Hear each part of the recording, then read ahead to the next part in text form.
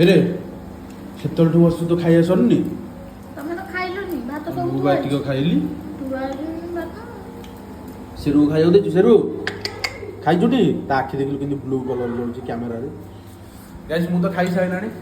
ଆଜି ଆଇଛି ବୋଉ ପାଖକୁ ସମସ୍ତେ ଆମେ ଆଇଛୁ। ତ ଆଜି ହେଉଛି ଅଙ୍କଲଙ୍କର ବର୍ଥଡେ ସେଥିପାଇଁ ଆସିଛୁ।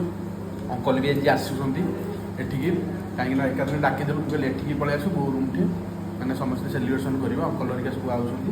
ତ ଏବେ ଯିବା ବୋଉ ପାଖକୁ ହେଲା। ମୋ ବୋଉ କୁଆଡ଼େ ଗଲା ଟିକେ ମୋ ବୋଉକୁ ଦେଖେଇ ଦିଏ। ଆଇଲା ମୋ ବୋଉ। ହଁ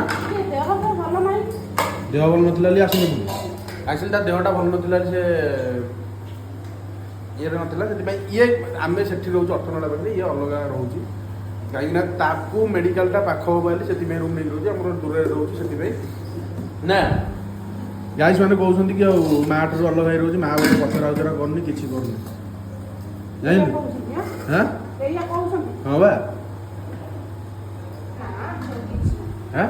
ସେମିତି କିଛି ନାହିଁ। ତ ଜଲ୍ଦି ଜଲ୍ଦି ଚ୍ୟାନେଲକୁ ସବସ୍କ୍ରାଇବ୍ କରି ରଖନ୍ତୁ। ବାର୍ଥଡେ ଭିଡ଼ିଓଟା ଲଙ୍ଗ୍ ଭିଡ଼ିଓଟା ଆସିବ ରାତିରେ। ଜଲ୍ଦି ଜଲ୍ଦି ଚ୍ୟାନେଲକୁ ସବସ୍କ୍ରାଇବ୍ ଫଲୋ ସେୟାର କରିକି ରଖନ୍ତୁ।